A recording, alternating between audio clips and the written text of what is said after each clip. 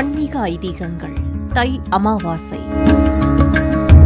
நமது முன்னோர்கள் வழிகாட்டுதலின்படி எத்தனையோ வழிபாட்டு முறைகளை தொடர்ந்து பின்பற்றி வருகிறோம். அப்படி நாம் பின்பற்றும் வழிபாட்டு முறைகள், அதன் சிறப்பான பலன்கள் மற்றும் நமக்கு தெரியாத சில தகவல்கள் பற்றி கூறுவதுதான் ஆன்மீக ஐதீகங்கள் நிகழ்ச்சி. அந்த வகையில் தை அமாவாசையின் தத்துவங்கள் மற்றும் பலன்கள் பற்றி இன்றைய ஆன்மீக ஐதீகங்கள் நிகழ்ச்சியில் தெரிந்து கொள்வோம். தெய்வ வழிபாடு, முன்னோர் வழிபாடு, அம்பிகை வழிபாடு மற்றும் குறிப்பாக தான தர்மங்கள் செய்ய உகந்த தினம் ஒன்று உள்ளது. அதுதான் தை அமாவாசை. ஒருவன் தன் குலதெய்வம், பெற்றோர், முன்னோர்களை வணங்க மறுத்து மற்ற தெய்வங்களை வணங்கினால் அந்த பிரார்த்தனை முழுமையடையாது என்கிறது சாஸ்திரங்கள். அந்த வகையில் முன்னோர்களை வழிபட உகந்த நாள்தான் தை அமாவாசை நாள். மேலும் சூரியன் மகர ராசியில் பிரவேசிக்கும் தை மாதம் வரும் அமாவாசை தினம் முக்கியத்துவம் பெற காரணம் ஒன்று உண்டு. அதாவது ஆடி மாதம் வரும் அமாவாசை என்று நமக்கு ஆசி வழங்க வரும் மூதாதையர்களை வரவேற்கும் நாம் தை அமாவாசை என்று அவர்களுக்கு விடை கொடுத்து அனுப்பி வைக்கிறோம் என்பது நம்பிக்கை.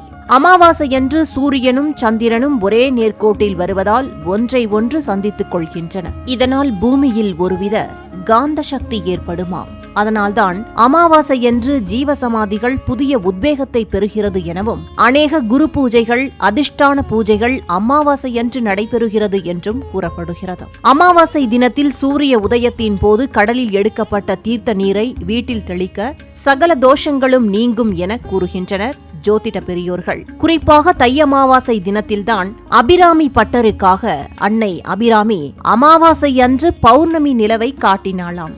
அத்தனை மகத்துவம் வாய்ந்த புண்ணிய நாள் தை அமாவாசை நாள்.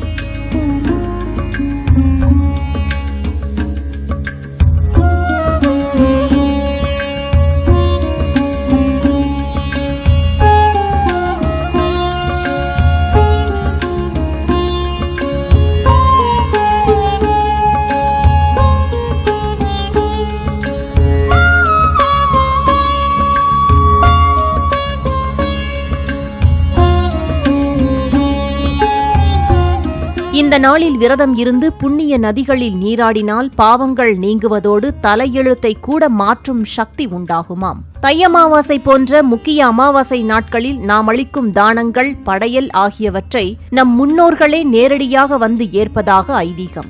இந்த நாளில் செய்யப்படும் தான தர்மங்கள் மிக மிக முக்கியமானதாகும்.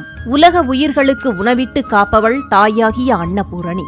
அதேபோல நம் பித்ருக்களை நினைத்து நாம் கொடுக்கும் அன்னம் மற்றும் யாகத்தில் சமர்ப்பிக்கப்படும் ஆகுதிகளை ஸ்வதாதேவி என்னும் சக்தி வாய்ந்த தேவிதான் நேரடியாக பித்ருக்களிடம் கொண்டு போய் சேர்ப்பாளாம். இந்த நாளில் பல்வேறு காரணங்களால் முன்னோர்களுக்கு தர்ப்பணம் கொடுக்க முடியாதவர்கள், முக்கியமாக 3 பேருக்கு தானம் வழங்கினால் தெய்வங்கள் நாம் செய்யும் வழிபாட்டினை ஏற்று நமக்கு ஆசி வழங்குவார்களாம். அதனால் நாம் செய்த பாவங்கள் மட்டுமின்றி நம்முடைய முன்னோர்கள் செய்த பாவங்களும் நீங்கி அவர்களுக்கும் முக்தி கிடைக்கும் என்பது நம்பிக்கை.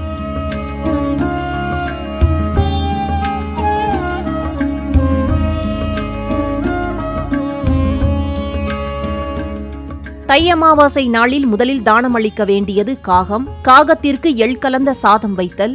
2வதாக மகாலட்சுமியின் அம்சமான பசுமாட்டிற்கு உணவிடுவது. 3வதாக கோவில் குளத்தில் இருக்கும் மகாவிஷ்ணுவின் அவதாரங்களில் ஒன்றாக கருதப்படும் மீன்களுக்கும் உணவிட வேண்டுமாம்.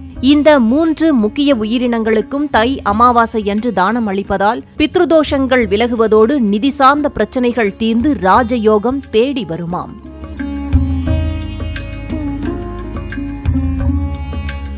இதுவரை நாம் அமாவாசை நாளில் விரதம் இருந்து முன்னோர்களை வழிபட மறந்திருந்தாலும் இந்த தை அமாவாசை அன்று மறக்காமல் முன்னோர்களுக்கு தர்ப்பணம் கொடுத்து படையல் இட்டும் அவர்களை நினைத்து தானம் செய்தால் நம்மை ருண ரோக பிரச்சனையில் இருந்து விடுவிப்பதோடு பல்வேறு காரிய தடைகளையும் போக்கி நற்பலன்கள் கிடைக்க துணை புரிவார்கள் நம் முன்னோர்கள்.